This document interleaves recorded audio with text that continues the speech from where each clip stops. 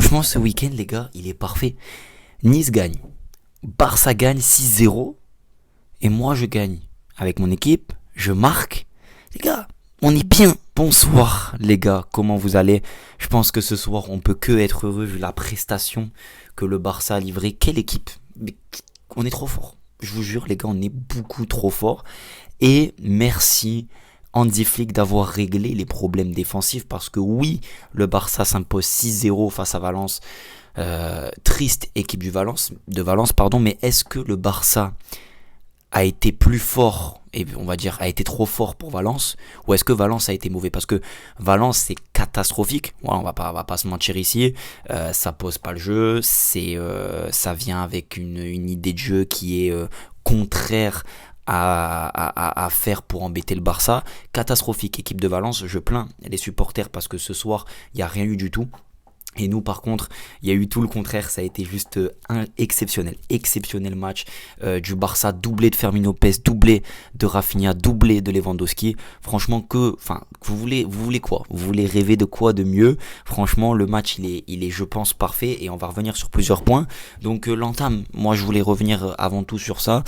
Une équipe déjà qui était mixte, voilà, il y avait quand même des joueurs de l'équipe première, mais on avait quand même quelques joueurs de l'équipe B entre guillemets, des joueurs de rotation, des joueurs qui n'auront pas certainement beaucoup de temps de jeu quand tout le monde sera de retour. Je prends l'exemple de Casado, Eric Garcia bien sûr est devenu une valeur sûre, mais il y a Gérard Martin, on avait Rashford qui était titulaire, Ronny Bardi, on avait quand même une équipe assez mélangée. Pourquoi? Parce que jeudi on a match contre Newcastle et ce sera un vrai test, on en reparlera après.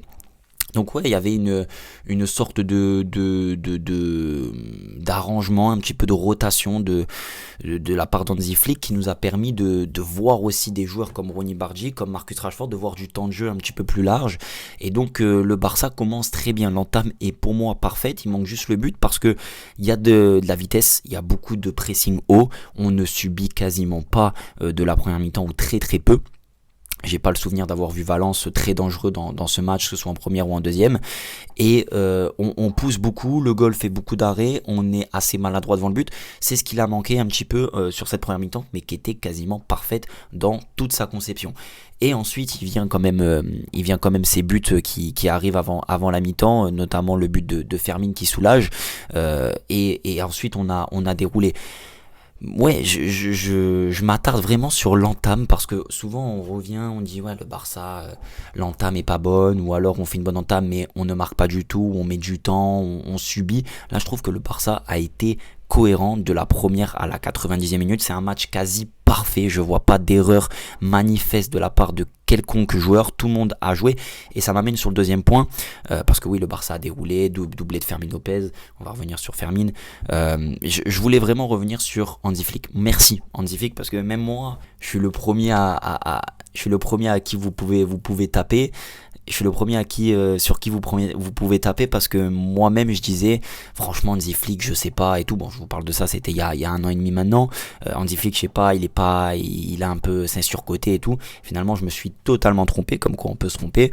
Et Hansi Flick je l'adore parce que quand je vois le Barça jouer, déjà je prends du plaisir et les gens oublient beaucoup que les supporters du Barça avant de gagner, alors, on est un club bien sûr on est programmé pour gagner, on est un très très très très grand club, mais nous, ce qu'on veut avant toute chose, c'est le beau jeu. On veut du plaisir, on veut jouer, on n'est pas... si on gagne et qu'on joue très mal, en fait, on va plus retenir le fait d'avoir mal joué plutôt que d'avoir gagné. Je prends un exemple, le Real Madrid, qui est un immense club, le meilleur club certainement du monde avec le Barça. Eux, c'est le contraire. Tant qu'on gagne, il n'y a pas de souci. Nous, non. C'est pour ça que même quand on avait gagné le titre avec Xavi, il y a 3 ans de ça, on n'était pas hyper satisfait ou hyper content parce que on manquait quand même, il manquait de jeu, il manquait de beaucoup de choses, c'était assez poussif et l'année dernière on l'a vu, c'était totalement différent. Donc les gens oublient beaucoup que nous ce qu'on veut c'est du beau jeu et quand je vois les Barça jouer de Flick, franchement je le remercie parce que ce qu'il a fait et ce qu'il a transformé c'est exceptionnel et je vais m'attarder un petit peu plus sur le fait sur la rotation. Je crois qu'on se rend pas compte aussi qu'il y a des joueurs qui n'auront pas beaucoup de temps de jeu et Flick arrive à faire jouer chaque joueur, chaque minute il lui rend à 100%. Il n'y a pas un joueur qui va râler de son rendement, il n'y a pas un joueur qui va être moins bon, faire exprès d'être moins bon parce qu'il joue pas. Tout le monde joue, tout le monde rentre, tout le monde fait le travail. Et ça pour moi c'est assez exceptionnel. On voit tout le monde jouait au même niveau et ça prouve vraiment que le groupe vit bien, que Flick travaille très bien et c'est une force exceptionnelle. Le fait de faire rentrer Dani Olmo, le voir performant, le faire entrer Lewandowski, le voir performant. Mais par contre, le match d'après, refaire jouer Ferran parce que il est toujours performant aussi. En fait, je sais pas si vous voyez, mais chaque joueur qu'il utilise, et il utilise tout le monde, et ça répond sur le terrain, donc c'est très très très très bien. Je disais, les problèmes défensifs, ils ont été réglés, ça c'est une très bonne chose. Moi, je veux m'attarder sur Fermin Lopez parce que je pense que je suis un des seuls de la commu Barça qui a dit Fermin Lopez, il est passé devant Dani Olmo. Pour moi, il était déjà passé devant l'année dernière, mais là, tout a changé depuis le mercato. Pourquoi ? Parce que Dani Olmo était un petit peu moins bien la fin de saison dernière, a été un petit peu moins bien aussi pendant les matchs amicaux, et au contraire de Fermin Lopez qui est juste exceptionnel et excellent. Pour moi, Fermin Lopez c'est juste trop fort, et le fait que Chelsea il ait voulu, que le Barça a tout fait pour le garder, vont faire en sorte qu'il va avoir du temps de jeu, et on ne peut pas être déçu parce que c'est un joueur exceptionnel, et moi je m'attache beaucoup à ce joueur ces derniers temps, donc merci Fermin pour les émotions. Rafinha aussi, quelle entrée magnifique, il rentre à la mi-temps à la place de Ronny Bargi qui a été un petit peu en dedans pour une première, c'était pas simple. Rafinha doublé, d'ailleurs quel doublé, il aurait pu mettre 2 ou 3 buts quand même, au moins 3 buts. Lewandowski doublé aussi, et ça fait plaisir de voir que tes deux attaquants performent, que ce soit Ferran ou Lewandowski. Non, franchement, tout roule bien, tout marche bien, et le match est pour moi, je vous ai dit, quasi parfait. Pas d'erreur défensive, le Barça a maîtrisé, c'est-à-dire a joué le piège du hors-jeu, mais pas tout le match. Il y a des fois où on reculait un petit peu, où on arrivait à récupérer des ballons dans une situation différente que le piège du hors-jeu, et je trouve que ça rassure quand même beaucoup Joan Garcia, ça rassure la défense et ça nous rassure nous. Voilà, j'ai fait le tour, je pense, du match. Au niveau comptable, les gars, on revient à 1 point du Real Madrid.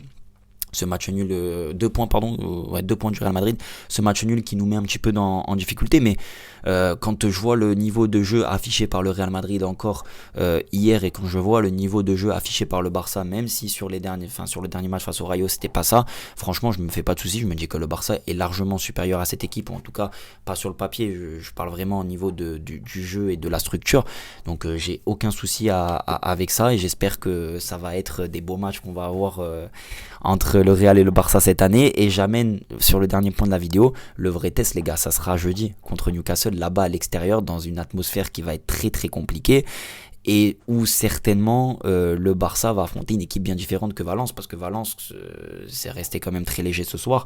Donc voilà, vrai test jeudi, mais on prend 6-0. L'année dernière je crois que c'était 7-1, cette année 6-0, première manita de la saison, plus qu'une manita, et ça fait plaisir. Le week-end est parfait et je le clôture là-dessus. Prenez soin de vous les gars, dites-moi ce que vous avez pensé en commentaire du match, et moi je vous dis à la prochaine. Ciao.